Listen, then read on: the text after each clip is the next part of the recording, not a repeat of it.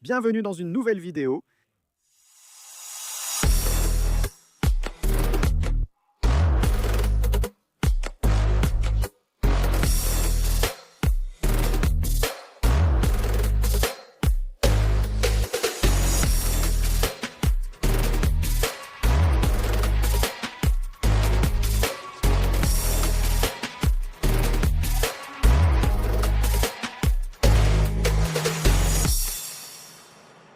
Cette vidéo est intéressante et me plaît, elle m'enthousiasme.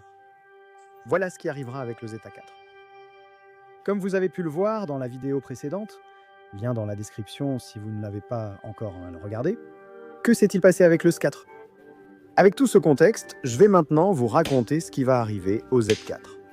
Pendant un moment, comme je vous l'ai dit dans la vidéo précédente, je m'étais presque fait à l'idée que ce couteau ne m'appartenait même plus. 2 ans se sont écoulés, et oui. Je pense que dans le mal, il faut prendre le bon, et il faut apprendre de tous ces problèmes, non? Alors, oui, ce sont des leçons. Oui, ça fait mal, et oui, c'est coûteux, mais les choses arrivent pour une raison. Je vous assure que cela ne se reproduira plus jamais pour moi, mes proches, mes amis, ou qui que ce soit d'autre, car ils le vivent avec moi. Donc ce Zeta 4, on l'avait déjà perdu, je l'avais déjà considéré comme perdu.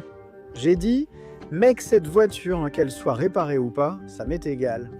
Mais il ne faut pas fuir les choses, il faut affronter les problèmes de face. Et ça, c'est le propriétaire de Nürburgring Motorsport qui me l'a dit, que j'apprécie beaucoup, et il m'a dit, mec, tu dois le sortir quoi qu'il arrive, peu importe ce que ça te coûte. C'est déjà un problème tellement grand dans ta vie que tu dois le sortir. C'est très facile de tourner le dos et de faire comme si rien ne s'était passé, mais tu ne peux pas le faire. C'est très facile de le considérer comme perdu et de passer à autre chose, mais tu dois l'affronter de face et t'en sortir coûte que coûte, par simple fierté. Et c'est ce que nous allons faire. Alors, pendant toute cette période avec la Z4, avec tout ce qui s'est passé, évidemment, mes amis ont continué à tuner, à faire et à défaire. Et parmi ces choses, le Juka a eu une panne avec sa 135, non?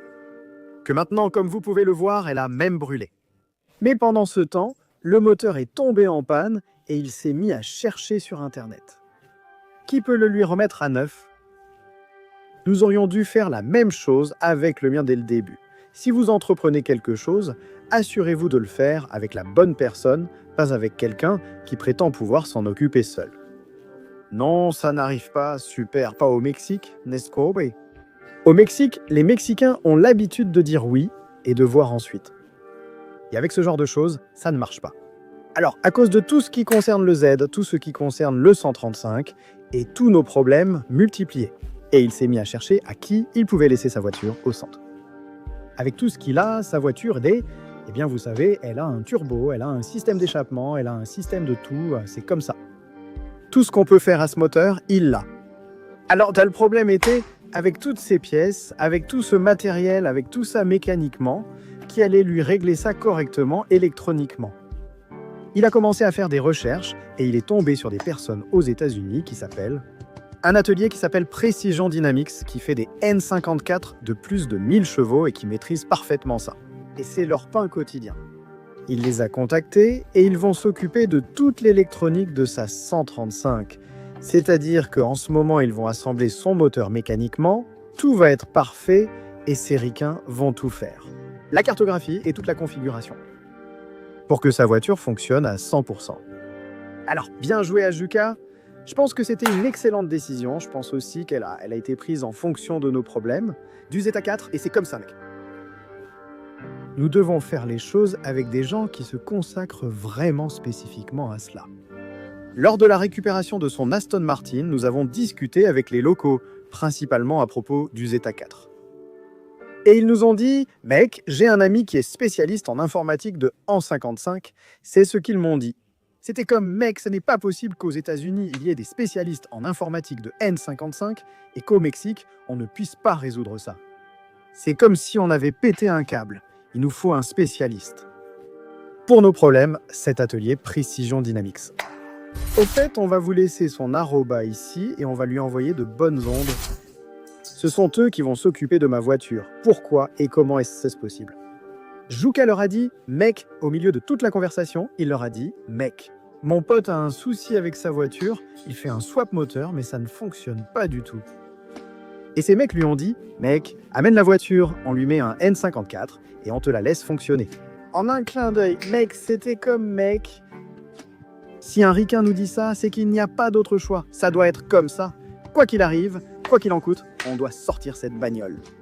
Alors je les ai contactés avec le bon Mike, un bon gars, et il m'a dit « oui, mec, ramène la caisse, on la teste et on voit comment la sortir. Et t'inquiète, on te la rendra nickel. » Alors, qu'est-ce qui va se passer avec la Zeta 4 ? En effet, votre prédiction est c'est juste. Il va partir en Californie, il va aller à Los Angeles, et là-bas, ils vont le faire fonctionner. Quoi qu'il arrive, c'est le destin du Z4, et c'est ce qui s'est passé. Et la réalité, c'est que dès le début, ça a été une erreur de ma part.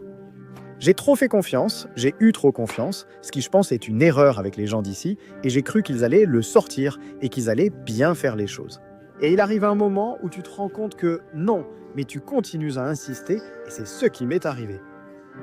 Depuis 1 an, nous avons discuté. Ou plus d'1 an à envisager peut-être de changer d'atelier, et je n'ai pas voulu le faire parce que je me suis dit « mec, changer d'atelier, ça veut dire recommencer à zéro ». Que cela nous plaise ou non, nous sommes déjà très avancés en ce qui concerne la voiture, n'est-ce pas? C'est ça. A déjà des petits détails du genre « ah, ça s'est abîmé, ah, maintenant c'est ça qui s'est abîmé ». Il suffit de réparer quelques éléments pour que ça fonctionne. Si on change d'atelier, il faudra tout reprendre depuis le début. J'ai vraiment essayé de le réparer avec ce qu'on avait, mais ça n'a pas fonctionné. Donc oui, il faut repartir de zéro, mais on va repartir de zéro, comme ça aurait dû être fait depuis le début, avec des gens professionnels et spécialisés dans ce genre de modification. Et malheureusement, c'est en Californie. Donc on va emmener la voiture en Californie. En fait, aujourd'hui, la voiture est à Tijuana. On l'a déjà mise sur une plateforme au Mexique. Et il y a environ 2 semaines, elle est déjà partie à Tijuana. Elle va traverser la frontière et ils vont emmener la voiture directement chez Precision Dynamics, ce qui nous rend très enthousiastes et on va probablement faire une vidéo. Une fois là-bas, on va peut-être le faire rouler, voir comment le Zeta 4 se comporte, faire quelques tours en Californie. Encore un peu amoché, un peu cabossé, un peu abîmé, mais une fois là-bas, maintenant j'ai vraiment honte. Surtout avec Precision Dynamics, avec des ateliers professionnels, avec des ateliers qui ont des voitures de 1000 chevaux. Avec EMS, avec MTR, M4 me donne tous les M. J'ai vraiment honte d'amener ma voiture dans l'état où elle est. Récemment, le chauffeur de la plateforme qui l'a conduite de Mexico à Tijuana m'a envoyé un message. Il m'a envoyé des photos de l'état actuel de la voiture et ça te donne envie de pleurer. Je vais te les montrer ici, peut-être un diaporama de 3 ou 4 petites photos. La voiture est littéralement bonne pour la casse. Ça me fait vraiment très mal. Et je pense que c'est la raison pour laquelle j'ai voulu m'en détacher. Parce que moi, comme je vous l'ai déjà dit dans la vidéo précédente, je suis super pointilleux et j'aime que tout soit parfaitement en ordre. Que tout soit à sa place, que chaque chose soit là où elle doit être. Si quelque chose ne va pas et qu'on le répare ou change la pièce pour que tout soit comme il faut, la voiture ne devrait pas être autrement. En ce moment, ma voiture est raccommodée avec des fils et des bouts de ficelle. Les phares sont dans le coffre, enfin, vous les avez déjà vus sur les photos. Ça me fait un peu honte de l'emmener comme ça chez le bon Mike, mais c'est comme ça et les choses sont ce qu'elles sont. Et une fois que la voiture fonctionnera parfaitement au niveau mécanique, on va s'attaquer à toute la partie esthétique, c'est-à-dire la remettre à neuf. Voilà où en est le One Z4, on va bientôt le reprendre et on va s'y remettre à fond. Alors oui, ça m'aiderait beaucoup si vous alliez laisser un commentaire sympa sur les réseaux de Precision Dynamics. On va tout donner pour sortir ensemble cette petite voiture. Merci encore d'avoir visionné ces vidéos. Je vous promets que vous n'aurez plus jamais ces problèmes avec moi, de vous demander où je suis, où je suis, où je suis. Je vous promets de vous tenir au courant tout le temps. Désormais, la Z4 sera une nouvelle voiture. L'idée, c'est de la laisser rouler normalement, d'origine, peut-être en profitant de ce qui est déjà là pour lui faire quelques modifications. Tu sais ça, Mike, un peu plus de chevaux, tu vois, quelques modifs par-ci, par-là, mec, tu vois ce que je veux dire? Non, je rigole, mais oui, l'idée c'est qu'elle fonctionne parfaitement au niveau mécanique. Et le ramener au Mexique. pour commencer à donner tout l'amour que cette petite voiture mérite et la remettre à neuf.